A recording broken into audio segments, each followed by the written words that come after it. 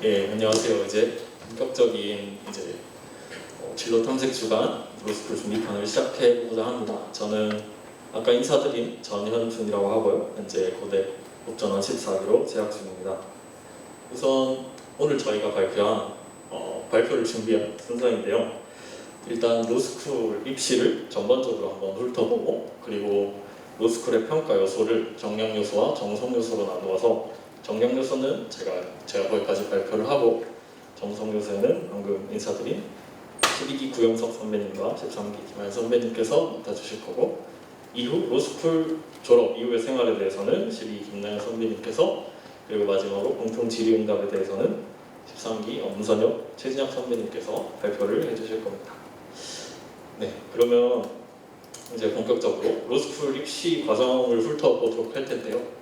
일단 본격적인 시작에 앞서서 여러분들이 로스쿨 입시에 본격적으로 진입하기 앞서서 꼭 마음에 새겨뒀으면 하는 그런 것이 있어요. 왜냐하면 지금 자리해주신 여러분들 중에서는 1, 2학년 분들이 꽤 많다고 들었습니다. 그래서 이제 본인의 진로에 대해서 굉장히 고민이 많을 때라고 생각이 듭니다. 로스쿨 입시를 시작하기 앞서서 꼭 그 로스쿨을 왜 진학하고 싶은지, 그리고 로스쿨 졸업 이후에 어떤 진로로 나가고 싶은지 꼭 미래에 대한 청사진을 그려보고 한번 진입하시기를 추천드립니다. 왜냐하면 로스쿨에 입학하는 과정에서도 학부 4년을 투자해야 되고, 로스쿨에 진학하고 난 뒤에도 3년, 그러니까 최소한은 7년을 본인의 노력과 시간과 돈 등을 다 투자를 해야 합니다. 근데 그 비전 없이 그러한 긴 과정에 임하게 된다면 몹시 빨리 지치게 될 거라고 생각이 듭니다. 그리고 로스쿨 입시 과정은 물론, 그리고 이후의 과정에서도 본인이 원하는 결과를 얻지 못하는 경우가 많이 발생할 수 있는데, 그렇게 본인이 흔들릴 때마다 본인을 가장 잡아줄 수 있는 것은 아무래도 본인의 가장 확고한 비전과 어떠한 목표의식이라고 생각을 합니다. 그래서 굉장히 힘들고 지치기 때문에 이런 것에 대해서 생각을 가지고 진입하시기를 추천드립니다. 그리고 이런 거를 자기가 단단히 이렇게 늘 생각해보고 있으면은 아무래도 입시 과정에서 자기소개서를 작성할 때도 진솔하고 진정한 자기 자소서를 쓰는데 도움이 될 거라고 생각을 합니다. 근데 사실 여러분들이 오늘 이 자리까지 자리해 주신 거는 아마 그런 생각들은 다 한 번쯤 해보고 오셨을 거라고 생각이 들어요. 그래서 그런 건 또 높아심에서 비롯된 얘기고, 일단 본격적으로 우리가 로스쿨 입시에서 어떤 것을 목표로 해야 되는지 소개해 드리도록 하겠습니다. 로스쿨은 이제 전국에 25개가 존재하고 매년 2,000명의 전원을 선발합니다. 그러니까 적다면 매우 적은 인원이죠. 거기다가 매년 로스쿨 지원자가 많아지는 추세라서 작년만 하더라도 12,000명이 넘는 인원이 리트 시험에 응시를 했습니다. 그래서 로스쿨에 입학하는 것 자체가 6대1을 넘는 경쟁률을 뚫고 들어가야 하는 것이고 굉장히 힘든 싸움이라는 것이죠. 거기다가 물론 여러분들이 개인적으로 더 상위의 합격을 목표로 하신다면 더욱더 힘든 싸움이 될 것입니다. 그래서 아까 말씀드렸듯이 꼭 미래에 대한 생각을 하고 진입하시길 추천을 드립니다. 그래서 그리고 참고로 이렇게 25개의 로스쿨이 존재를 하는데요. 이제 고파스나 이런 커뮤니티에서 입시 관련 정보를 얻다 보면은 대형이니 미니니 이런 용어를 쓰기도 해요. 그래서 이제 아무래도 여러분들 중에 1, 2학년들이 많을 테니까 이제 그 정원 100명을 기준으로 100명이 넘는 학교는 대형이라고 부르고 그 외에는 미니라고 부른다고 합니다. 그래서 이제 수도권 기준으로는 그 서울대, 고려대, 연세대, 그리고 성균관대, 한양대, 이화여대까지 이렇게 6개 대형 로스쿨이 존재한다고 할 수 있습니다. 그런데 이제 이런 암울한 얘기를 했는데, 한편으로는 여러분들이 또 굉장히 유리한 위치에서 로스쿨 입시를 준비한다고도 할 수 있어요. 그래서 너무 이제 우울해하지만 않았으면 좋겠는 게, 이 표는 이제 오늘 강연 잘 준비해주신 병창 교수님께서 2016년부터 2020년까지 우리 정외과 졸업생들에게 로스쿨 진학 현황 설문조사를 받아서 그 자료를 바탕으로 표로 만든 것입니다. 그래서 보시면 아시겠지만 로스쿨 진학도 저희 과에서 매년 굉장히 높은 비율로 하고 있고, 그리고 전국의 훌륭한 대학교에 많이 진학을 해 있습니다. 우리 선배님들이. 그런 의미에서 선배님들의 도움을 받기에도 굉장히 좋은 위치에 있고, 그리고 진학을 하는 데 있어서도 큰 어려움이 있는 위치는 아니다라고 말씀을 드리고 싶습니다. 그리고 또 보시면 굉장히 고무적인 게 자기로 진학자 수가 또 굉장히 많죠. 그래서 여러분들이 입시를 준비하실 때 본인의 노력을 다해서 그 과정을 차근차근 밟아가신다면 꼭 원하는 바에 이룰 수 있을 거라고 말씀드리고 싶습니다. 이제 로스쿨에 대해서 스쿨터 받고, 그렇다면 로스쿨이 우리를 어떻게 평가하는지에 대해서 전반적으로 알아보도록 하겠습니다. 로스쿨 입시 평가는 크게 정량 요소와 정성 요소 두 가지로 나뉘는데요. 정량 요소는 아시다시피 이제 객관적인 점수로 줄 세우기를 해서 우리를 평가하는 것이고, 정성 요소는 봉사활동이나 학회활동 등 그런 정량적으로 평가할 수 없는 자신만의 스토리를 담은 내용을 평가하는 것을 말합니다. 이 정량 요소, 정성 요소에 대해서는 아까 말씀드렸듯이 후반에 보다 자세히 설명을 드릴 거고요. 이 중 정량 요소는 이제 학점, 토익, 리트, 소위 학토릿이라고 부르는 세 가지 요소로 또 이루어집니다. 이 중 토익은 요즘에는 대부분의 학교에서 PF 방식을 채택하고 있어서 그 중요도가 조금은 떨어지고 있으나, 아직 몇몇 학교에서는 높은 토익 점수를 요구하는 것도 많기 때문에 본인이 원하는 바에 따라서 그런 영어 점수를 준비해 주시길 바랍니다. 그 외로 학점과 리트가 제일 중요하다고 할 수 있는데요. 이건 이제 입시 요강을 보시면 아시겠지만 보통은 형식적으로는 1대1의 비율로 반영이 되고 있습니다. 하지만 최근에는 다들 학점을 잘 받아가시고 고학점의 비율이 높아지고, 그리고 그 학점 간의 편차가 크지 않습니다. 그래서 실질적으로 내가 체감상 느껴지기에는 리트 점수의 중요도가 점점 높아지고 있다. 그러니까 지금 입시를 앞두고 계신 4학년 학우분들이 계시다면 꼭 리트 준비에 힘써 주시길 당부드립니다.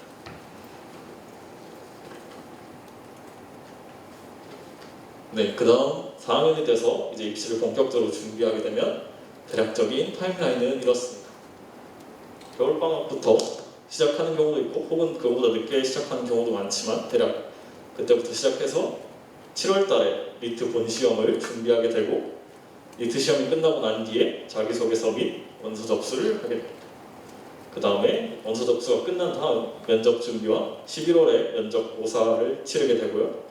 12월에 합불 발표, 이후 2월까지 휴가 모집이 되는 형태입니다. 그러니까 크게 세 가지로 리트 시험과 자기소개서, 면접 이렇게 신경을 쓰신다고 보면 될 것 같습니다. 참고로 올해 법학 적성 시험은 7월 24일로 4학년 이제 다음 주인가 아마 신청으로 알고 있는데요. 4학년 분들이 계시다면 놓치지 마시고, 만약에 리트 시험을 먼저 미리 경험해보고 싶으신 저학년 분들이 계시다면 그것도 유의해 주시면 되겠습니다.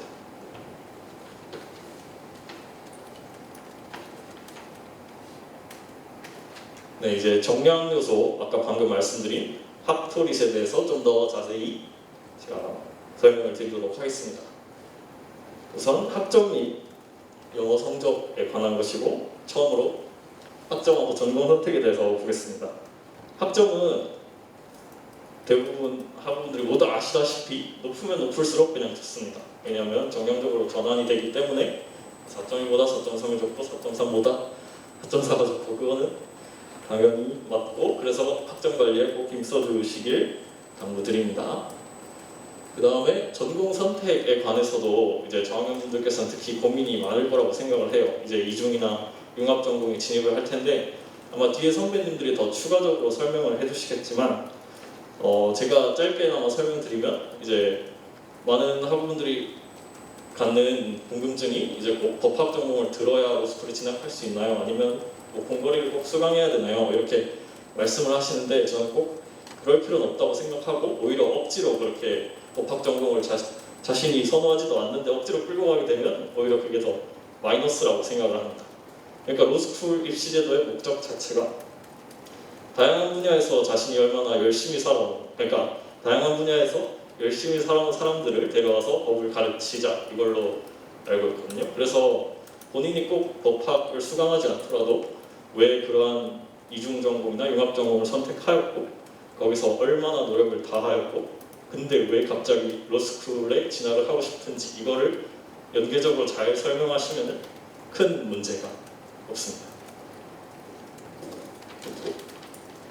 그리고 영어 성적은 앞서 짧게 말씀드렸듯이 대부분 PF 방식을 채택하나 일부 높은 성적을 요구하는 학교도 있으니 잘 유의해 두시고 다만 이 영어 성적에 대해서 강조드리고 싶은 것은 꼭 4학년 입시 시작하기 전에 3학년 때 미리 영어 성적을 만들어 놓길 추천을 드립니다. 이게 4학년이 되면 생각보다 심적으로도 여유가 없고 기출을 풀면서 굉장히 지치고 그런 영어 성적을 따기 위한 시간이 생각보다 부족합니다. 그래서 그러한 압박을 받기 전에 되도록이면 1년 전에 미리 만들어 놓길 추천드리고 이제 이 PPT에서는 본인이 희망하는 학교의 입시 요강에 따라서 성적을 만들어 놓길 추천을 드렸는데요. 이제 사실 본인이 희망하는 학교는 이제 리트 성적에 따라서 많이 달라지기 때문에 최대한 높은 성적, 어디든 지원할 수 있는 성적을 만들어 놓기를 추천을 드립니다.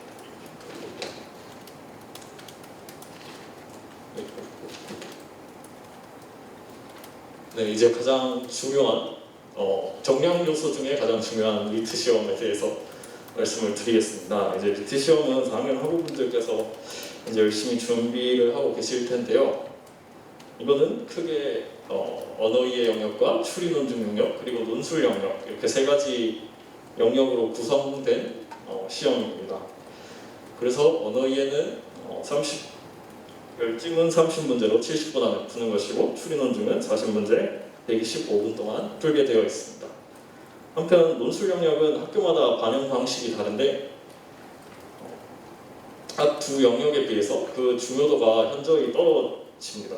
그래서 당일날 원고지 작성법만 보고 들어가신 분들도 계시고 이제 형식적인 실수를 해서 아예 꽈락을 맞지 않는 이상은 거의 이걸 의미 있게 반영하는 학교는 없다고 알고 있습니다. 그래서 언어이해와 추리 논증을 중심으로 리트를 준비한다고 보면 됩니다. 그래서 이 리트 준비 과정, 6개월 동안 준비하는 과정에 있어서는 굉장히 사람들마다 얘기하는 게 다 다르고 그리고 각자에게 맞는 방식이 다르기 때문에 뭐라고 딱 추천해드리긴 힘듭니다. 하지만 이제 대부분의 학우들이 이용하고 있는 방식을 가지고 오면 이제 리트의 사설 강의를 이용하는 경우도 많습니다. 이제 대표적으로 네, 사설 강의를 이용하는 경우도 많은데요. 이제 리트 시험 자체가 암기 시험도 아니고 이런 풀이나 접근법에 대해서 일률적으로 통일된 것도 아니기 때문에 이 사설 강의가 필요한지에 대해서는 찬반 여부가 아직까지 많이 갈리고 있는 것으로 압니다. 근데 저는 개인적으로 이제 리트 시험을 준비하면서 생각보다 기출 풀고 할 게 없는데 그래서 한번 들어는 봤는데 그렇게 나쁘지는 않고 만족을 했습니다. 그래서 그거는 이제 본인이 그 입시를 준비함에 있어서 맛보기 강의나 이런 걸 한번 들어보면서 본인에게 과연 필요한 건지 개인적으로 판단하시면 될 문제 같습니다. 그리고 가장 시험 준비 과정에서 가장 기본이 되어야 할 것은 기출풀이입니다. 이제 사설 강의나 사설 모의고사는 아무래도 출제진이 아니다 보니까 그 한계가 있고 리트에 관한 실력은 리트를 계속적으로 풀어보면서 리트 시험에 대한 감이나 그런 구조를 체화하는 것이 가장 중요하다고 생각을 합니다. 그래서 저는 개인적으로는 2회독 이상 해보시라고 추천을 드리는데 이거에 있어서도 이견은 많습니다. 이제 개인마다 또 맞는 방식이 다르기 때문에 근데 저는 최대한 기출에서 뽑아낼 것은 다 뽑아 먹어야 된다고 생각을 하기 때문에 최대한 많이 풀어보시고 그 리트에 대한 감을 최대한 익히시고 시험장에 들어가시길 추천드립니다. 그래서 이 기출을 푸는 데 있어서는 최대한 시험장과 같은 분위기를 내기 위해서 스터디원들과 모여서 어디 스터디룸이나 아니면 강의실 같은 걸 빌려서라도 같이 시간을 맞춰서 풀어보는 걸 추천을 드립니다. 그래서 리트 스터디도 그런 식으로 활용을 할 수가 있고, 그 외에 사설 모의고사도 많이 활용을 합니다. 이제 사설 모의고사는 메가나 법률 저널에서 주최를 하는데요. 이제 이 사설 모의고사에 대해서도 말이 많은데, 저는 이 사설 모의고사에서 완전히 오답을 철저히 하면서 논리 구조를 얻어가려고 하기보다는 본 시험을 위한 수단으로 활용했으면 좋겠다고 생각을 합니다. 아무래도 사설 모의고사 자체가 리트 기출과는 좀 다른 논리 구조를 가질 때도 있고 퀄리티가 차이가 날 때도 있기 때문에 거기에 대해 너무 좌절하지 마시고 본 시험을 위한 준비용으로 쓰시면 좋을 것 같습니다.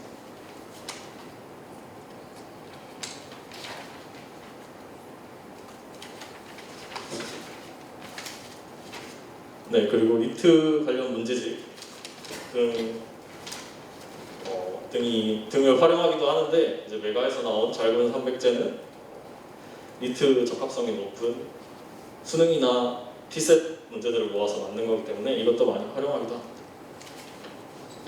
그 다음에 제가 작년 한 해 동안 리트를 준비하면서 생각했던 팁들에 대해서 알려드리도록 하겠습니다. 우선 시험을 풀 때 스킬적인, 내용적인 팁인데요. 앞서 말씀드렸다시피 기출을 가장 최우선하여서 시험의 논리 구조를 체화하는 게 가장 큰 목표라고 생각을 합니다. 이게 어떤 암기 시험이 아니고 결국 리트 시험 기출을 보면서 어떤 문제에서는 어떤 식으로 풀어가야겠다, 이러한 느낌을 가지고 저는 풀어야 된다고 생각을 하기 때문에 이런 기출을 최우선하여서 체화하는 게 중요하고, 그 과정에서 오답노트 등도 활용할 수 있는데 저는 오답노트를 잘 활용하지 못해서 아마 뒤에 질의응답 시간에 이에 대해서 좀 더 정보를 얻어가실 수 있을 겁니다. 그리고 언어이해 과목은 시간이 부족하여서 빨리 지문을 읽어나가는 연습이 좀 더 필요하고, 추리논증 과목은 언어 이해 과목에 비해서 유형이 보다 명확하게 나와져서 자신이 어떤 유형에 약한지 이를 확인하고 고쳐나가는 게 좋은 방법이라고 생각을 합니다.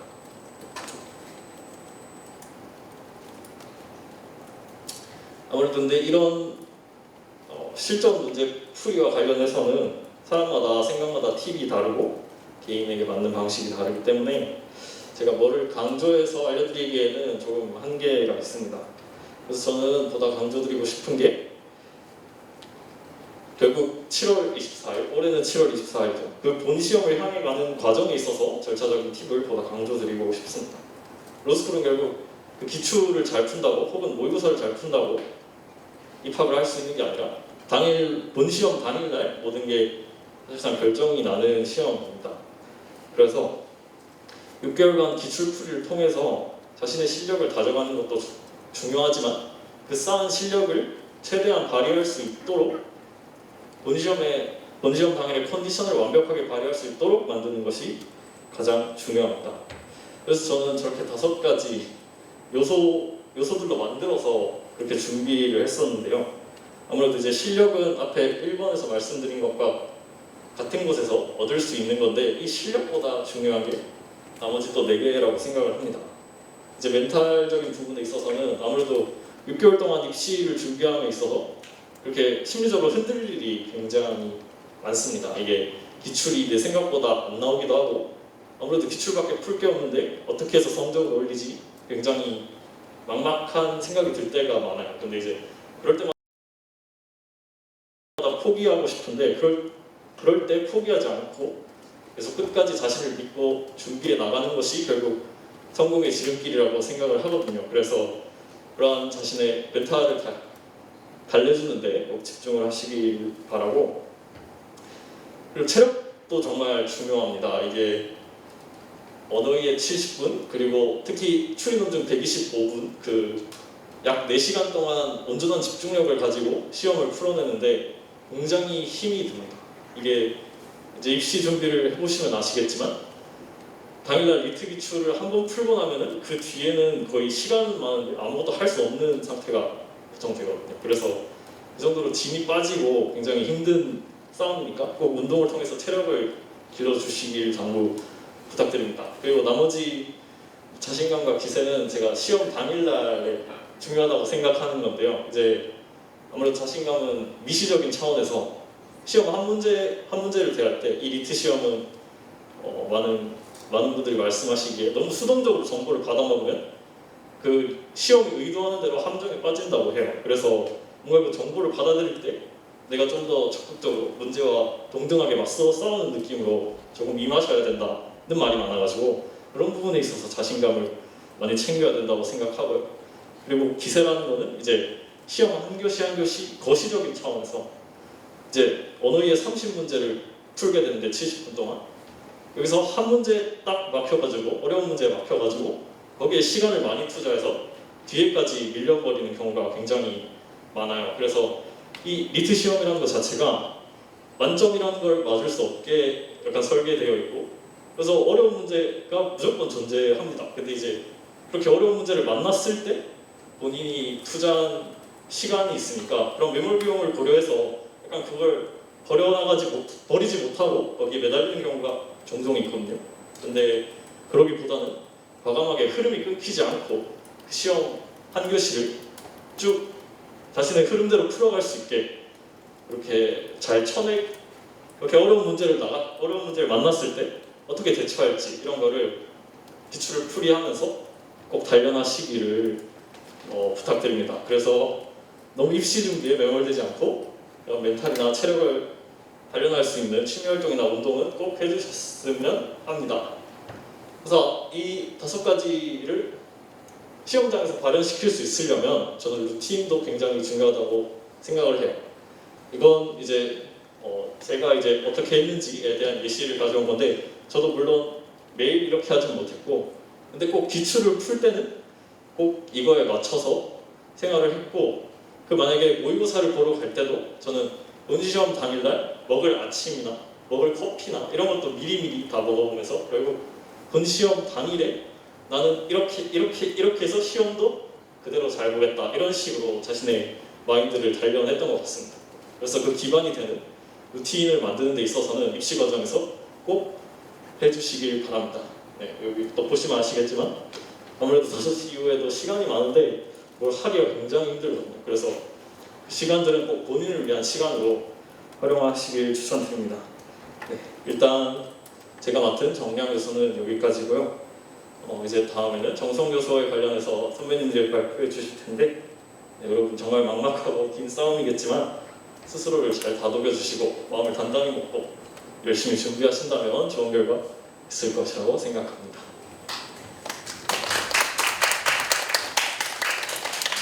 네, 안녕하세요. 저는 일단 그 정성 요소에 대해서 말씀을 드리고자 합니다. 크게 이렇게 이중전공, 대외활동, 그리고 또 자소서 작성에 대해서 짧게 말씀드릴 건데요. 정성의 준비는 결국 자소서의 준비라고 할 수 있습니다. 물론 이렇게 유의미한 자격증, 그러니까 뭐 약사, CPA, 변리사, 의사 등이 아닌 이상 학부 경험이나 회사 경험 이런 것도 결국 자소서로 잘 풀어내야 정성으로 평가를 받을 수 있습니다. 그래서 뭐 이렇게 제가 말할 때 가장 많이 받는 질문이 이제 후배님들이 정성 요소가 진짜 하나도 없는데 아니 뭐 봉사 시간이 0시간인데 인턴 경험도 없는데 뭐 괜찮나요? 이렇게 많이 물어봐 주세요. 근데 이제 결론부터 말씀을 드리면 괜찮습니다. 지금 당장 걱정을 안 하셔도 된다라고 일단 말씀을 드리고 싶어요. 물론 특이 스펙, 아까 뭐 말씀드린 것처럼 여기 있는 특이 스펙들은 뭐 행시 최종합도 추가했을 수 있고 이런 특이 스펙은 말 그대로 특이 정성입니다. 그래서 명시적으로 가점을 준다고 보시면 돼요. 근데 여기는 또 모두 학부생들이시고 또 대부분이 특이 정성이 없을 것으로 사료가 되니까 말씀을 드리자면 여기 발표자들도 다 마찬가지로 이런 특이 정성이 없거든요. 그리고 또 물론 당연하게 자소서에 고등학교 이전 경험을 뭐 적을 수는 있겠지만 아주 최소한으로 적어야 된다는 것부터 일단 전제로 말씀을 드릴게요. 별로 안 궁금해합니다. 그리고 또 그래서 이렇게 대학 입학 이후의 활동 그리고 또 정성의 준비에 대해서 말씀을 드리자면 크게 2가지를 말씀을 드리고 싶어요. 첫 번째는 최고의 정성은 정량이다. 그리고 또 2번째로 색깔 있는 자소서를 위한 준비이다 정도 말씀드리고 싶습니다. 특이 정성이 아닌 이상 대부분의 로스쿨 입시에서는 리트와 학점으로 환산된 점수 그리고 또 메가 등수라고 하죠. 그런 등수를 아주 현저하게 뒤집기는 힘듭니다. 근데 그럼에도 불구하고 자소서의 중요성을 아무리 강조해도 지나치지 않은 게 일단 저부터도 거의 무정성에 가까웠는데 자소서를 되게 열심히 써서 메가 등수 기준으로 70등 정도 뒤집어서 합격을 했어요. 이런 자기소개서 실질적인 작성법에 대해서는 영석 학우님이 뒷부분에 말씀을 해주실 거고 그런 좋은 자소서 그리고 또 풍부한 자소서를 위한 글감을 준비하는 과정이 결국 정성을 준비하는 과정입니다. 그리고 일단 첫 번째로 이중전공에 대해서 말씀을 가장 가까운 이제 이중전공에 대해서 말씀을 드리고자 하는데요. 다 아시는 것처럼 뭐 공거리, 이렇게 사회규범과 행정, 인문학과 정의 등 법 관련 이중전공이 있습니다. 그럼 이제 이 법 관련 이중전공을 로스쿨을 위해서 꼭 해야 되냐라고 물어보신다면 물론 이런 이중 전공이 장점이 있어요. 내가 미리 법 수업을 들어볼 수 있다는 장점도 있고 내가 법에 대해서 이만큼이나 관심을 많이 가져왔다라고 어필할 수는 있지만 절대 필수는 아니라고 말씀을 드리고 싶습니다. 일단 첫 번째로 로준생들이 다 듣겠죠. 이 이중 전공을. 그럼 학점 따기가 굉장히 어렵고 또 두 번째로 법이라는 것은 어느 분야와도 연결이 가능하다고 말씀드리고 싶습니다. 갈등과 분쟁이 있는 곳에는 항상 보이지 않더라도 법이 작동을 하고 있어요. 그리고 또 모두 아시다시피 갈등이나 분쟁은 말 그대로 어디에나 있습니다. 그래서 뭐 예를 들면 저는 이중전공으로 경영을 선택을 했는데 경영 자체가 뭐 현실 문제를 다루는 거고 그리고 또 여러 분야랑 거미줄처럼 연결이 되다 보니까 뭐 노사 간 규율 아니면 뭐 상거래 규제 등에서도 법의 역할을 찾을 수 있었고요. 그래서 말씀을 드리고 싶은 건 이렇게 학교 특성상 심화, 뭐 이중 융합 전공 이렇게 고르실 텐데 첫 번째로 쉽게 학점을 잘 딸 수 있는지 일단 학점을 잘 따야 로스쿨을 가니까 그리고 두 번째로 그냥 관심 분야를 고려해서 고르시면 된다고 말씀을 드리고 싶습니다. 예를 들면 뭐 컴공은 자기가 정말 관심 있지 않은 이상 학점 따기가 굉장히 어렵겠죠. 근데 그래서 피하는 게 낫겠지만 또 제 동기 중에서는 오히려 컴공을 이중 전공으로 해서 코딩을 배우고 이를 기반으로 뭐 어플 개발 관련 전문 변호사 이렇게 자소서를 써서 합격을 한 동기도 있어요. 그러니까 결국 자기가 어떻게 풀어내느냐가 가장 중요한 것 같습니다. 정외과는 물론 입법과 사법의 그런 뭐 갈등이나 연결성이 특히 너무나 잘 드러납니다. 그래서 또 어떤 전공을 택하든 보통 자소서가 뭐 자기가 이중 전공이나 본 전공에서 이런 공부를 했는데 특정 분야의 갈등을 탐구하다 보니 이런 한계를 발견해서 그런 한계를 극복할 수 있는 가장 좋은 방법이 법이다. 이런 뭐 직접적인 수단이 될 수 있겠다. 이렇게 그래서 법조인의 꿈을 꾸게 되었다. 이렇게 작성하는 게 보편적인 루트인 것 같아요. 그래서 이중전공은 이제 말씀을 드리면 학점을 잘 딸 수 있되 자기가 원하고 싶은 걸 그냥 고르시면 되겠다고 말씀을 드리고 싶고요. 또 두 번째로 도대체 그럼 대외 활동은 어떤 활동을 해야 되나요? 꼭 법 활동을 해야 될까요? 이렇게 많이 궁금해하실 것 같은데 일단 1, 2학년 분들께 꼭 드리고 싶은 말씀은 하고 싶은 걸 하시라. 근데 그냥 그러면서 법과의 연결점만 찾을 수 있으면 된다라고 말씀을 드리고 싶습니다. 이렇게 뭐 와일드아이즈 이렇게 춤 동아리 아니면 뭐 노래 동아리를 하든 배우는 점은 많고 또 자소서에서 뭐 내가 특유의 친화력이 있다든지 아니면 뭐 갈등 해결 능력이 있다, 의사소통 능력이 있다, 리더십이 있다 이런 걸 어필할 수가 있어요. 뭐 마케팅 학회를 하면서도 법의 중요성을 알 수 있고 또 이렇게 뭐 당연히 여러 정치학 관련 학회를 하면서도 법의 중요성을 깨달을 수 있겠죠. 그리고 물론 법학회 이렇게 많은 법학회가 있는데 법학회를 하면 자소서 작성이 더 용이한 건 사실입니다. 그러나 드리고 싶은 말씀은 법학회 활동이 절대 필수가 아니다. 그래서 만약에 뭐 법학회에 떨어지거나 아니면 뭐 시간이 없어서 활동을 하지 못했다고 하더라도 큰일 난 게 아니라고 말씀을 드리고 싶어요. 뭐 저도 그랬지만 학부에서 가장 감명 깊게 들은 수업에서 내가 열심히 작성한 레포트 관련해서 쓰는 것도 결국 좋은 정성이거든요. 그래서 학교 생활을 열심히 하시면서 뭐 최소한 학점만 잘 챙기시면 될 것 같다 라고 말씀을 드리고 싶습니다. 그러니까 곧 하고 싶은 동아리나 학회를 찾아서 즐기다 보면은 그게 결국 법과의 연결성이 되고 그게 나중에 정성이 된다라는 결론이에요. 그리고 또 대회나 공모전 이런 거는 직접 많이 찾아보시길 추천드려요. 뭐 고파스 로스쿨 게시판이나 에브리타임 그리고 또 법대 앞에 게시판이 있거든요. 그 게시판에 가끔씩 공고가 붙는데 이런 거를 뭐 찾아보시면서 준비하면은 또 함께 준비하는 학우들이랑 같이 나가서 상을 받으면 그 자체는 되게 좋은 정성 요소라고 말씀을 드리고 싶습니다. 근데 이것도 절대 스트레스를 받으실 필요가 없고 그냥 중간중간 확인하면서 뭐 방학 등을 이용해서 이런 걸 경험해봤다, 그리고 뭐 내가 이런 성과를 냈다 정도의 느낌으로 생각을 하시면 될 것 같아요. 뭐 서울고업 대학생 인턴이나 검찰청 시민위원회 이런 것도 뭐 자소서를 쓰는 활동도 있고 아니면 선착순으로 지원을 하는 활동도 있는데, 결국 이런 모든 대외 활동은 계속 말씀드리지만 그 자체로 의미 있다기보다 내가 자소서에서 어떻게 풀어내느냐가 관건입니다.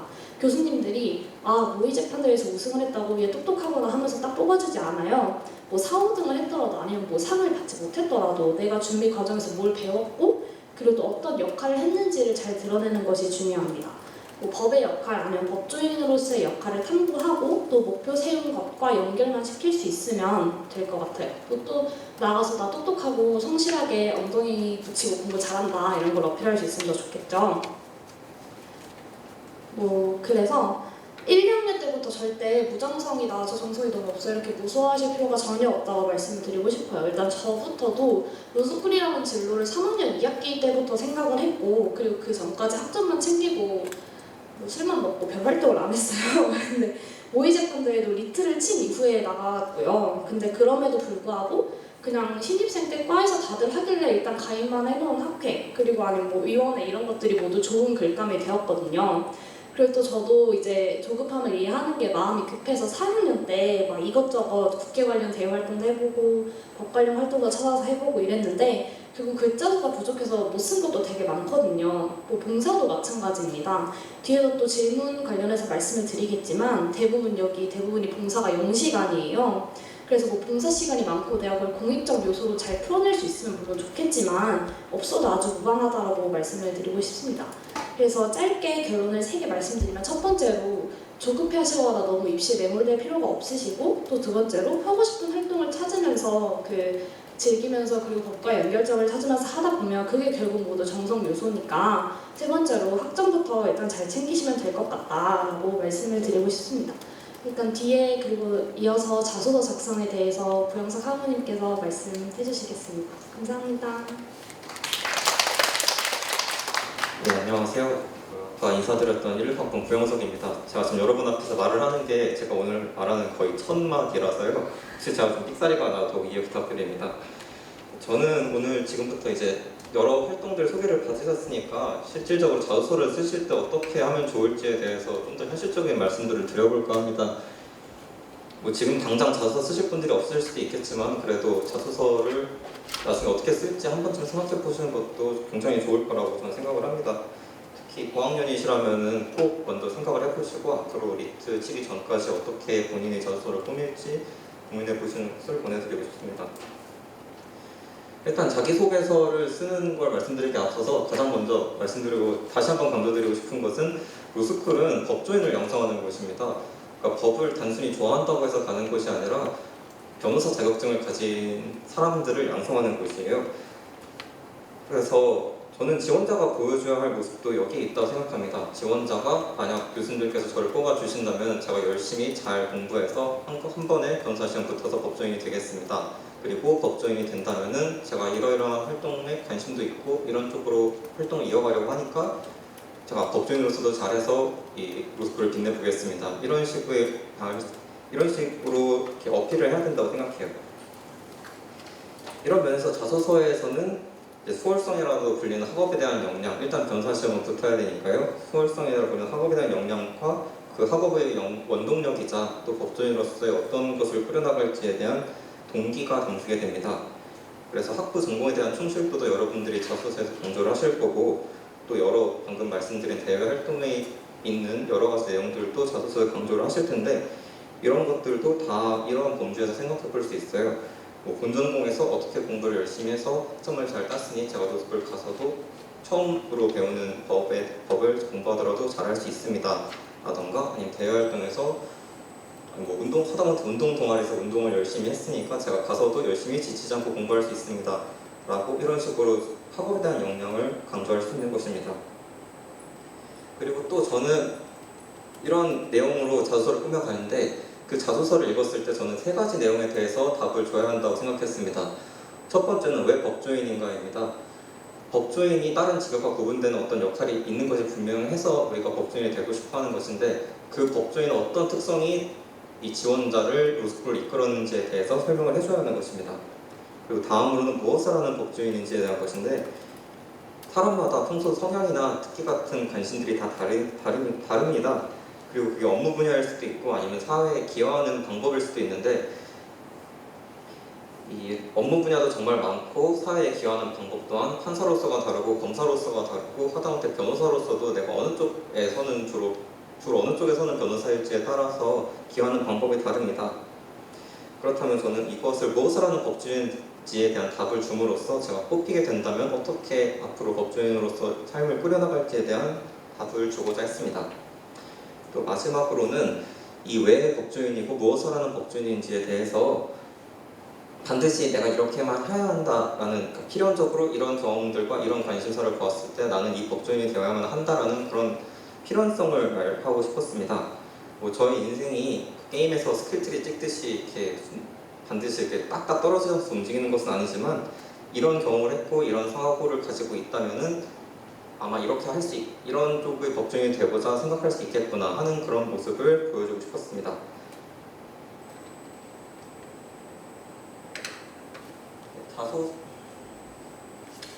이런 질문들에 대한 답을 생각하면서 자기소개서 작성을 한번 해보겠습니다. 저는 이 순서대로 자소서를 썼고 제가 또 여러 후배님들 자소서를 함께 같이 고민해볼 기회가 있었는데 그때도 후배님들께 이렇게 하는 것을 보내드렸었습니다. 먼저 그동안 했던 모든 활동을 다 적어보았습니다. 내가 가지고 있는 기억이 좋든 싫든 내가 설사 얻은 것이 없다 하더라도 제가 그 활동을 했다는 사실을 증명할 수만 있다면 일단 다 적어봤습니다. 또 그때 그냥 적어놓은 거에 그치지 않고 그때 했던 활동 기록들을 다 열어봤습니다. 그때 제가 친구나 가족한테 했던 어려움에 대한 토로를 했던지 아니면 활동 결과물 기사를 써서 냈는데 그 기사에 내가 무슨 내용을 썼었는지 누구를 인터뷰했었는지 이런 내용들을 다 적어봤습니다. 왜냐하면 저만 할 수 있는 말이 그 활동 중에 분명히 있기 때문에 그런 말들을 더 쓸수록 자소서의 설득력이 올라가기 때문입니다. 다음으로는 지원하는 학교의 양식을 보고 그 자소서의 내용을 제가 정리한 활동들을 자소서에 한번 대충 배치를 해봤습니다. 학교마다 똑같은 걸 결과적으로 말하는 것은 똑같지만 물어보는 순서가 조금씩 다를 수 있습니다. 그래서 그 양식 따라 배치를 해봤고 또 여러 소재를 포괄하는 줄기도 중요한 편인데 평상시에 아까 앞에 분들이 말씀하신 것처럼 원하는 활동과 관심 분야로 특별히 법을 상정하지 않고 이런저런 활동을 했다면 그 줄기 자체를 만드시는 데는 크게 무리가 없으실 것입니다. 그리고 저도 여러 가지 활동들을 많이 했었는데 이 줄기를 짜고 활동을 배치하는 과정에서 조금 큰 줄기에서 어긋난다 싶은 거는 그냥 과감하게 버렸습니다. 이런저런 곳에서 받은 표창들도 있고 임명장들도 있었는데 제가 하고 싶은 말에 안 맞았으면 그게 아무리 이름이 그럴듯해 보이고 남들이 부러워한다 하더라도 과감하게 버려서 제가 하고 싶은 말을 확실하게 전달했습니다. 이제 활동들을 배치했으면은 그거에 대한 내용들 갖다 더 자세하게 써볼 차례입니다. 이걸 초안이라고 저는 부르는데 처음에는 최대한 자세하게 아까 전에 제가 정리했던 내용들 바탕으로 다 적어봤습니다. 거의 활동에 대한 설명에 가까울 정도로 자세하게 적고 그 다음 이 활동에서 내가 보여주고 싶은 이미지를 노골적으로 그냥 적어놨습니다. 교수님한테만 저는 꼭 무조건 법하고 싶습니다라는 말을 노골적으로만 안 하면 되니까요. 그 후에 골자수 고려해서 정리하는 것이 또 글자 정리하는 것이 좋았습니다. 그다음 이 과정에서 개요를 꼭 쓰시길 권해드립니다. 생각보다 활동을 열심히 했다 또는 이 활동을 오래 가지고 하고 싶은 말이 많다 그러면은 그 활동에서 하는 말이 점점 중구난방으로 셀 수 있으니 개요는 꼭 써주시고 그리고 그 과정에서 소제목도 다시길 추천드립니다. 소제목을 잘 달면은 소제목만 읽더라도 자소서의 내용이 다 전달이 될 수 있습니다. 근데 대학교 입시하실 때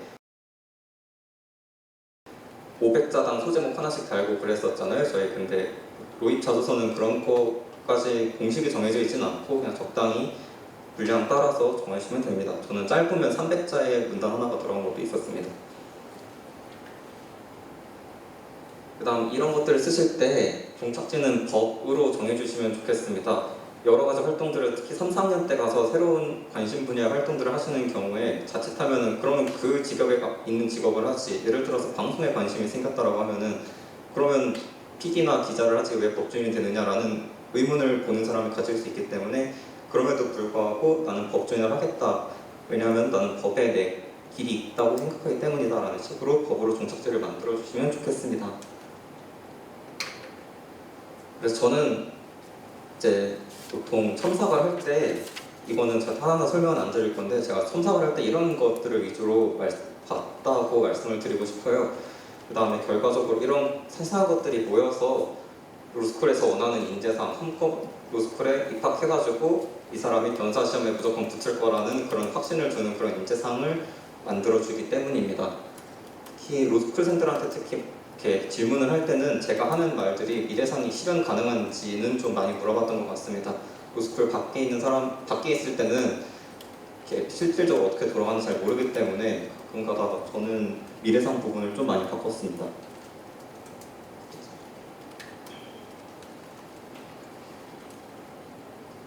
네, 시간 관계상 자세한 설명을 생략하고 넘어가겠는데, 이제 로스쿨 입학이 학부생들 중에서 로스쿨 입시를 준비하시는 분들한테 당면과제인 것은 분명합니다. 저도 로스쿨 입시 준비할 때 많이 고민 많이 했었고 많이 힘들어 했었는데, 그래서 자소서를 어떻게 현실적으로 쓰는 방법에 대해서도 말씀을 드렸고 여러 활동들도 소개해 드렸습니다. 그러나 대학생활 내내 로스쿨 입시에만 매몰될 필요는 전혀 없다고 말씀드리고 싶습니다. 로스쿨 사실 여러 가지 활동을 한다 하더라도 밑에 잘 보면 갈 수 있거든요. 정말 노골적으로 얘기해서. 그다음에 잘 쓴 자소서 자체도 자기가 하고 싶은, 자식이 색깔을 드러나는 자소서가 좋은 자소서이기 때문에 굳이 뭐 법만을 쫓아서 활동을 하시기보다는, 또 그다음에 학부 생활을 로스쿨 준비 기간으로 치환해 버리기보다는 앞으로 저희가 살아가면서 또 이런 대학생활의 기억들이 생각날 때가 많을 테니까 그때를 위해서라도 여러 가지 활동, 하고 싶으신 활동들 위주로 열심히 하셨으면 좋겠습니다. 예, 저는 그럼 여러분들의 행복하고 보람된 학부생활 응원드립니다. 네, 안녕하세요. 저는 고려대 로스쿨 12기 김나현입니다. 저는 이제 3학년이어서 좀 입학한 지 좀 돼가지고 로스쿨 생활과 그 이후의 생활에 대해서 설명을 드리려고 합니다. 그래서 여러분들이 제일 궁금해하셨던 건 앞에서 잘 설명을 해주셨던 것 같고, 이제 여러분들이 상상하셨던 생활과 비슷한지 이런 거 비교해 보시면서 편하게 들으시면 될 것 같습니다.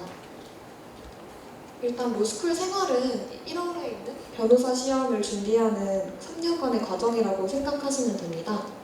그래서 이제 3학년 때는 본격적으로 변호사 시험 준비를 하고, 마치 고등학교 때 내신 준비랑 수능 준비를 따로 하셨던 거 비슷하다고 생각을 하시면 되는데, 1, 2학년 때는 학기 중 내신 공부를 통해서 변호사 시험을 간단하게 준비를 하고, 그리고 방학 때는 다음 학기 선행학습과 실무 수습을 하면서 이제 학기를 보내게 됩니다.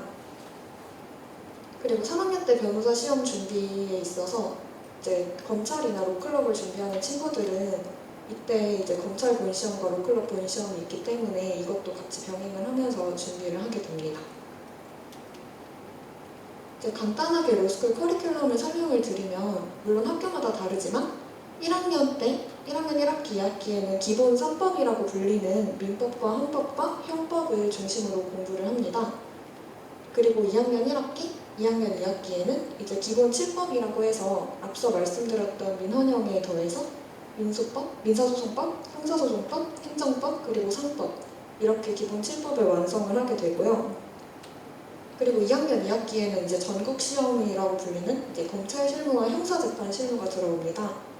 그래서 검찰 실무는 이제 법무연수원에서 검사님이 파견 나와서 강의를 해주시는 수업이고, 형사재판 실무는 사법연수원에서 판사님이 파견 오셔서 설명을 해주시는 수업인데, 이제 모든 시험지를 다 모아서 법무연수원이랑 사법연수원이랑 보내서 점수가 나오고 전국 등수까지 나오는 그런 시험입니다. 그래서 검사나 검사나 로클럽을 생각을 하신다면 이 시험들도 굉장히 중요하고요. 그리고 3학년 1학기 때에는 앞서 말씀드렸던 형제실이랑 결이 같은 민사재판 실무를 보고, 그리고 본격적으로 변호사 시험 준비에 들어가게 됩니다.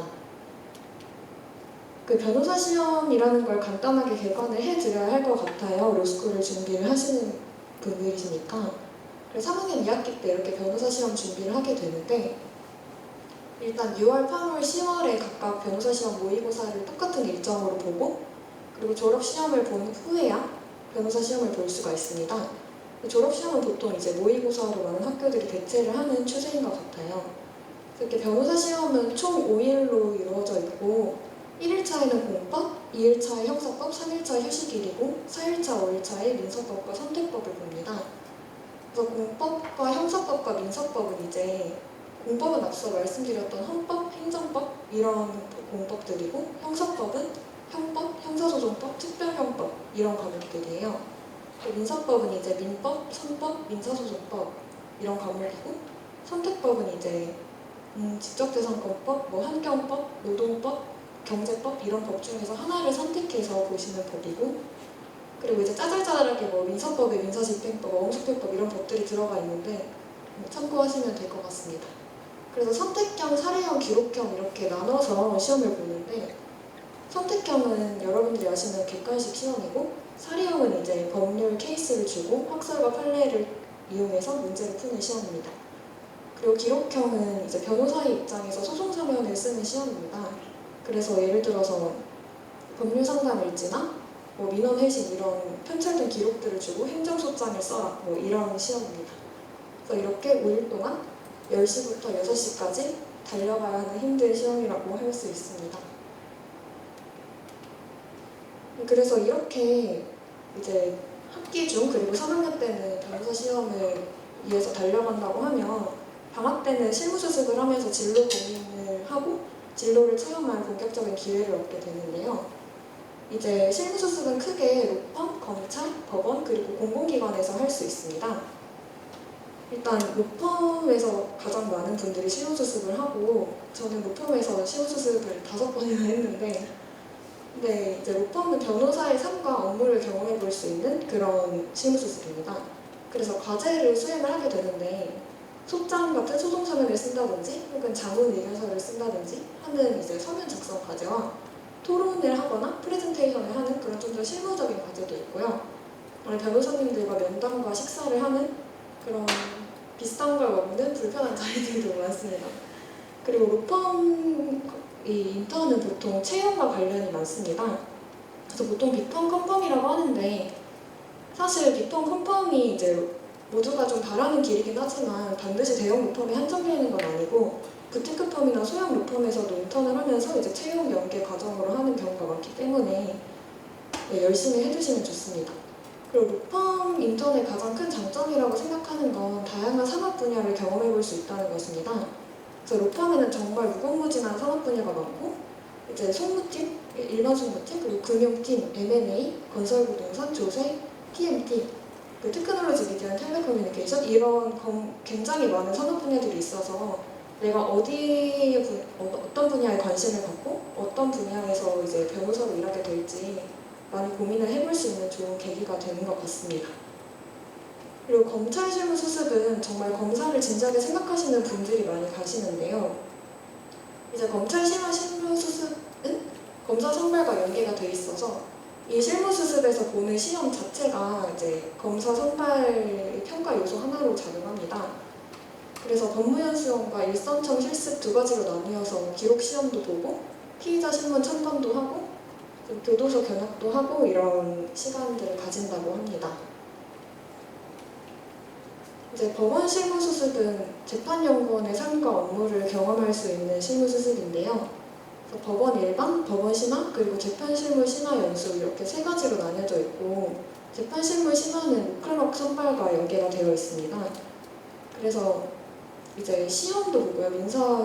민사재판실무랑 형사재판실무에서 하는 그런 시험을 똑같이 보기도 하고 그리고 이제 재판연구원으로서 작성해야 하는 검토보고서를 작성을 하면서 이제 판사님들께 낸다고 하는데 이게 아무래도 로클럽 선발과 연계가 되어 있고 그러다 보니까 일부러 야근을 많이 해가지고 기록을 많이 받아서 과제를 낼 정도로 정말 힘든 실습이라고 들었습니다.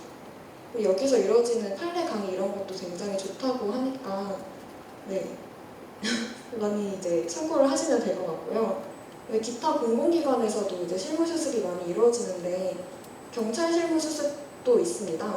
그래서 경감특채라고 해서 저희가 이제 변호사 자격증 있으면 경감으로 바로 경찰이 될 수 있어서 그런 걸 대비하기 위해서 이제 경찰대학이랑 같이 실무 수습을 하는데 사격이나 물리력 행사 실습 같은 것도 있어서 되게 재밌다고 들었습니다. 그리고 헌법재판연구원이나 법률구조공단, 법제처 이런 많은 공공기관에서 실무 수습을 열고 있어서 진로 탐색을 해볼 수 있는 좋은 기회가 많이 열려 있다고 생각하시면 될 것 같습니다. 이제 그 이후에는 우선 변호사, 검사, 재판연구원 그리고 공공기관에서 일할 수 있는 많은 기회들이 있는데 이거는 제가 로스쿨 현실편이랑 다른 강의에서 더 자세히 설명해 주실 거라고 생각을 하고 좀 짧게 해야 할 것 같아요. 근데 여기 있는 많은 분들이 변호사를 더 많이 생각하신다고 하면 지금 단계에서 자기소개서를 쓰실 때도 송무 변호사를 할지 자문 변호사를 할지 아니면 어떤 업무 분야에서 일할지 이런 고민들도 함께 생각을 하시면서 자신의 진로를 좀 찾아가셨으면 좋겠습니다. 저는 시간 관계상 여기까지 하고 다음에 이제 공통 질의응답 주신 거 발표가 있겠습니다. 네, 안녕하십니까. 13기 엄사입니다. 여러분들이 보내주신 질문을 토대로 공통 질의응답을 작성해보았습니다. 네, 첫 번째 질문입니다. 리트는 제가 알기로 영사 사관님께서 굉장히 높은 고득점을 하신 걸로 알고 있는데 고표점이 111점이 나왔지만 피나는 노력을 통해서 점수를 올릴 수 있었다라고 말씀해 주신 것 같고요. 시간 관계상 아래 분들의 답변은 생략을 하고 넘어가도록 하겠습니다. 두 번째 질문입니다. 선배들이 1학년으로 돌아가신다면 로스쿨을 준비하는 데 있어서 어떤 점을 더 신경 쓰실 것 같은지 아쉬운 점이 있으셨는지 궁금합니다. 그래서 밑줄 친 부분만 읽어보면 저는 교환학생을 다닐 것 같다. 그리고 듣고 싶던 수업을 들을 것 같다. 그리고 다양한 경험을 좀 더 쌓을 것 같다. 학점 쌓는 것을 기본으로 하고 그게 결국 나중에 학점 쌓는 것을 기본으로 하고 다양한 활동을 해보면 그게 결국 나중에 자소서 글감이 되더라. 그리고 보람찬 대학생활 자체를 보내는 데 집중할 것 같다. 이렇게 말씀해 주시는데 제가 정리를 해보면 교환학생, 대외활동 등 다양한 경험을 하면서 보람찬 대학생활을 보내는 것도 중요하지만 기본적으로 학점 쓰는 건 기본으로 하되 다양한 활동을 한번 해보는 게 중요할 것 같다 정도로 정리해 볼 수 있을 것 같습니다. 다음 질문으로 넘어가면 대외활동 찾는 법이 궁금합니다. 그래서 밑줄 친 부분만 읽어보면 선배들이 했던 것을 따라한 경우가 많았다. 그리고 고파스나 에타에서 관심 가는 주제로 검색을 해봤다. 학회에서 참가할 기회가 있었다. 그리고 법원 인턴십에 선착순 신청해서 참여했다. 법원 인턴십 경우에는 선착순 신청으로 이루어지는데 저 같은 경우는 한 번도 선착순에서 신청이 이루어진 적이 없었기 때문에 이 부분은 손이 빠르신 분들만 신청해보시면 될 것 같습니다. 그리고 에타 스페우 카페 학교 게시판을 참고하였다. 법원 고려대학교 법학연구원 공지사항에 올라오는 웨비나 등을 들어보는 것도 좋을 것 같다. 그리고 법원 재판 방청 매우 좋아한다. 그리고 마지막으로 준비한 학우들과 정보를 공유하는 것도 괜찮은 방법이라고 생각합니다. 라고 답변을 해주셨습니다.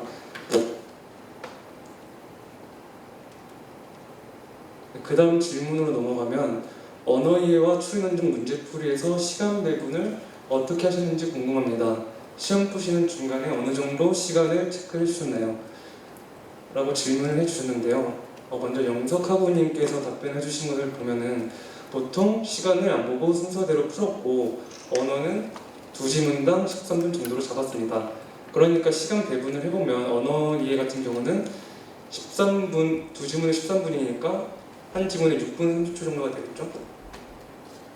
그리고 그 다음 아연학우님께서 답변해 주신 것을 보면은 언어 이해는 과학 지문을 마지막으로 남겨뒀고 쉬운 지문은 6분 이내, 나머지는 7분 안으로 풀었다. 그러니까 언어 이해의 경우에는 과학 지문이 보통 가장 어려운 지문으로 뽑히는데 가장 어려운 지문을 마지막으로 풀었다. 그리고 논리 게임은 넘기면서 풀고, 그러니까 추리 논증의 경우에는 가장 어려운 논리 게임을 넘기면서 풀고 40문제 중 32문제, 33문제를 90분 이내에 풀고자 중간중간 시험을 확인했다.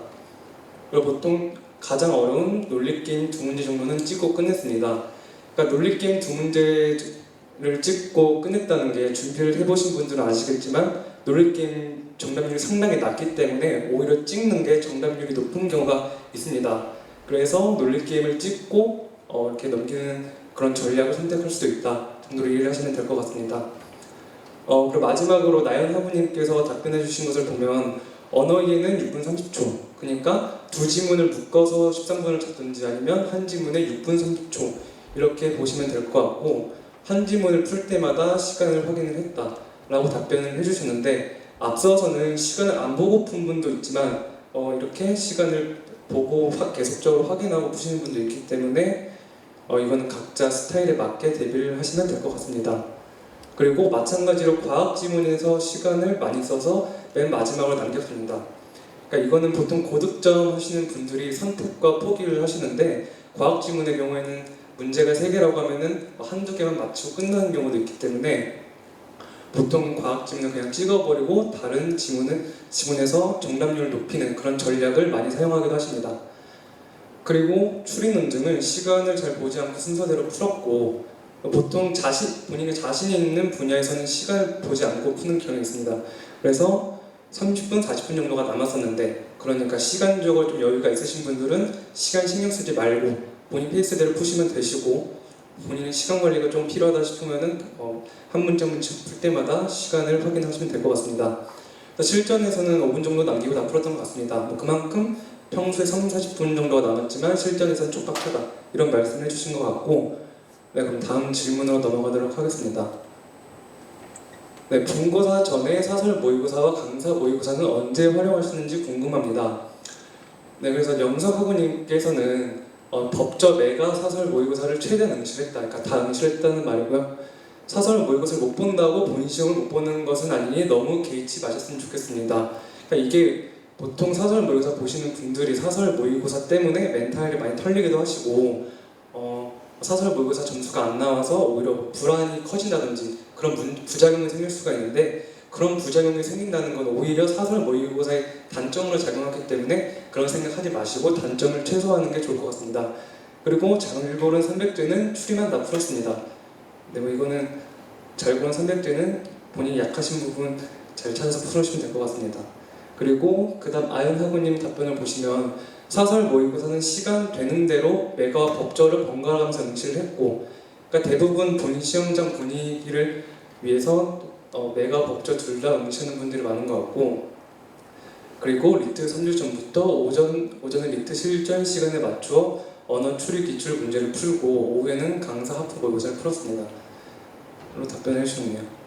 그 다음에 마지막으로 나연 학우님 답변을 보면 사설 모의고사는 메가 스터디 모의고사만 응시를 했습니다. 보통 이제 사설 모의고사는 법저하고 메가 이렇게 두 개로 나누어지는데, 메가 스터디 모의고사가 본 시험과도 유사하다라는 걸로 이제 준비생들의 의견이 있습니다. 마저 읽어보면 강사 모의고사는 기출문제 익숙해서 새로운 유형의 문제가 필요하던 한 달 동안 읽었다.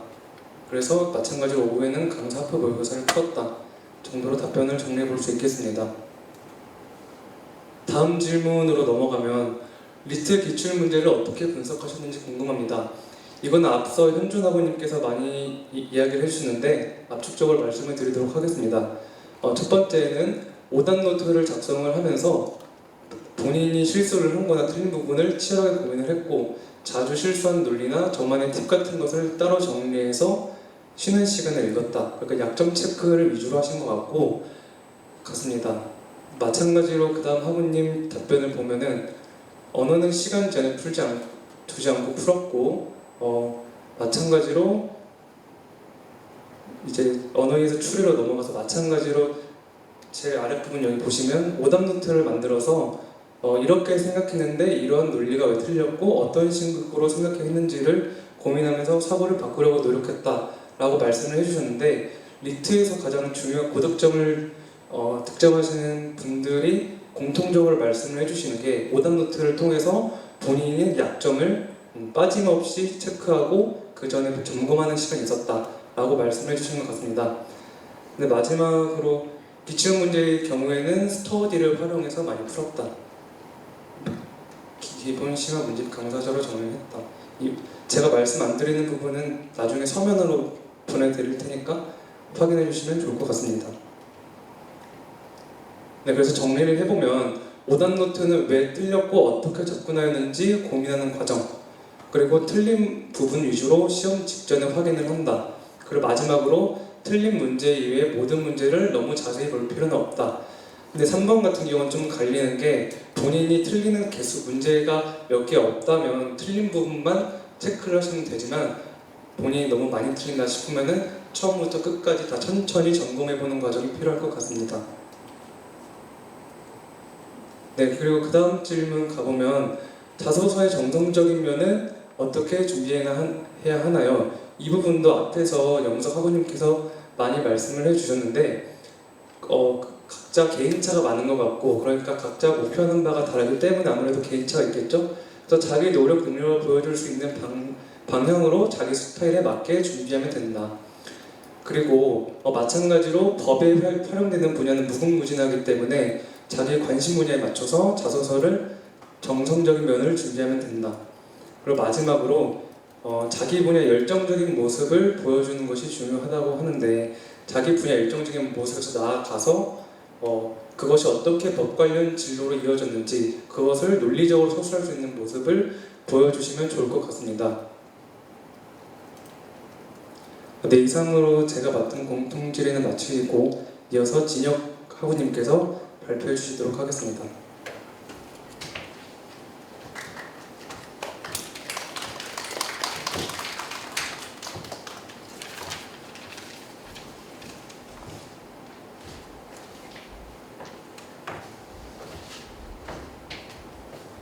네, 이어서 질의응답 정리해드리면요.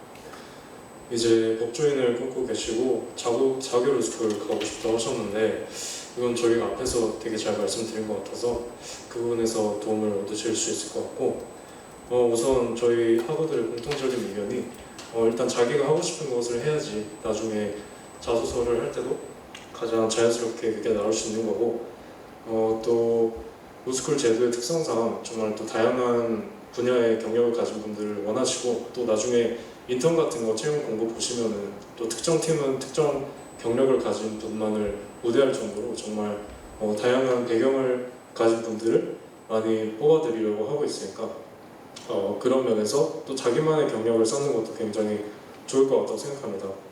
또 제가 한 가지 팁 드릴 수 있는 거는 두 번째에 적혀 있는데, 또 자교 로스쿨을 희망한다고 하시니까 그 자교 로스쿨 교수님들이 학부에서도 똑같은 수업을 많이 여시고 계시거든요. 그래서 이제 교재도 보통 같은 걸 쓰시고 또 시험 스타일도 좀 비슷하니까 그 시간이 되셔서 자교에서 교수님 수업을 먼저 들어본다면 또 나중에 로스쿨 들어와서 남들이 뭐 1회독, 2회독 할 때 나는 3, 4회독 할 수 있는 거니까 그런 면 상당히 좋은 것 같습니다.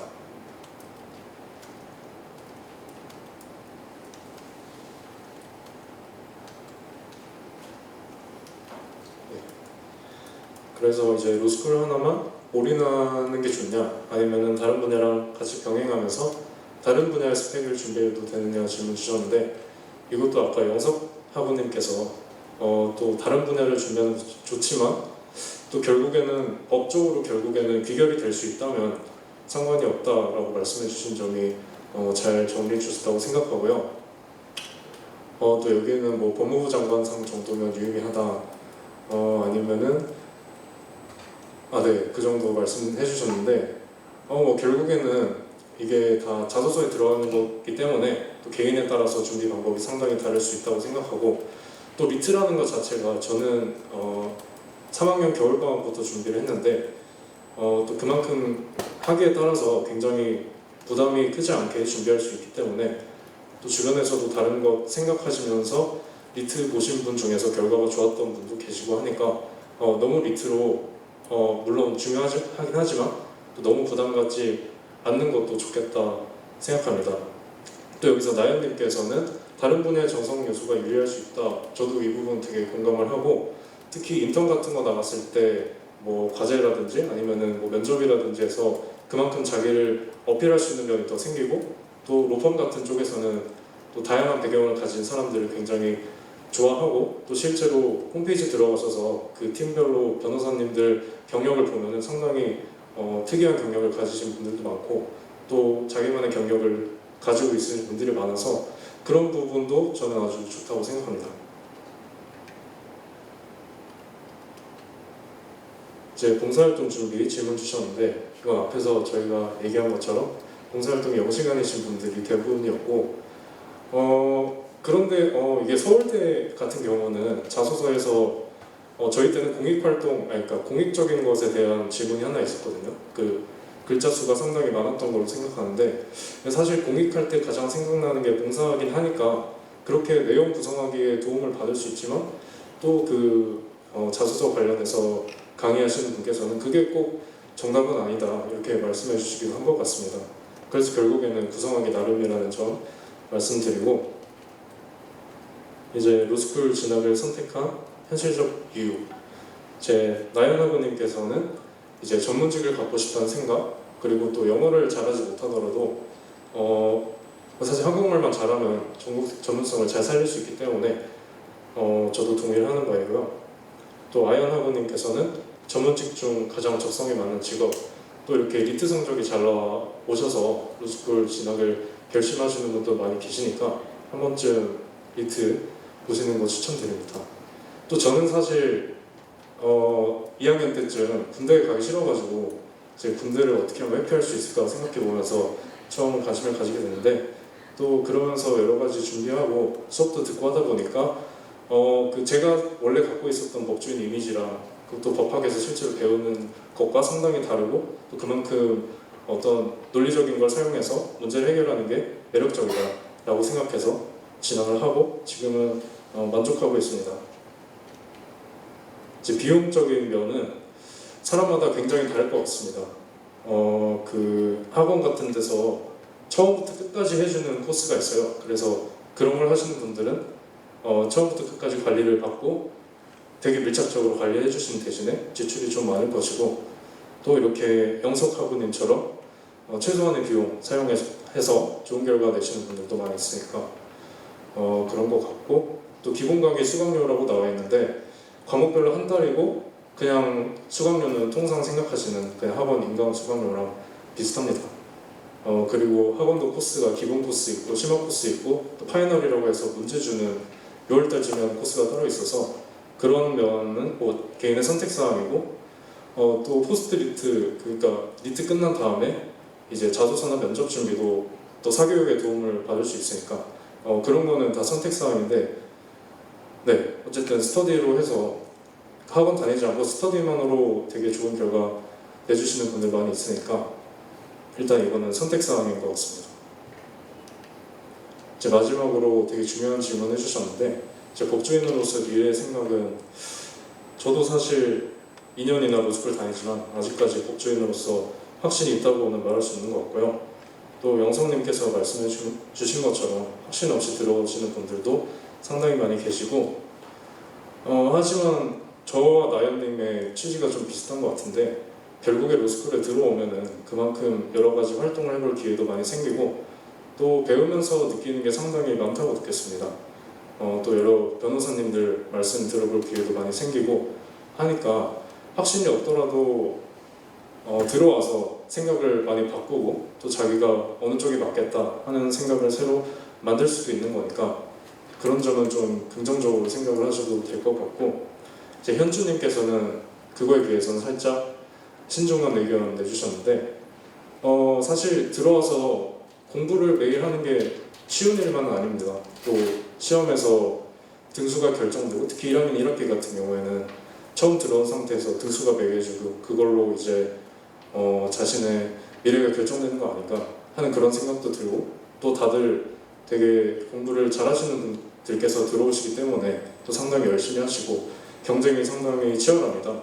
그래서 그걸 이기려면 자기만의 어떤 내가 여기서 뭘 얻어가겠다 아니면 어떤 게 되고 싶다 하는 생각이 있어야 된다는 점 저도 동의를 합니다.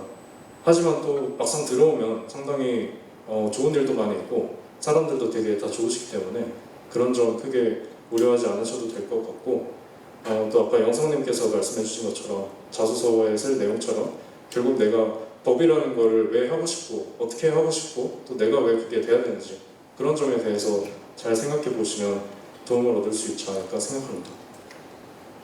제 시간 관계상 여기서 마무리하겠고 오늘 강연이 도움이 되기를 바랍니다. 감사합니다.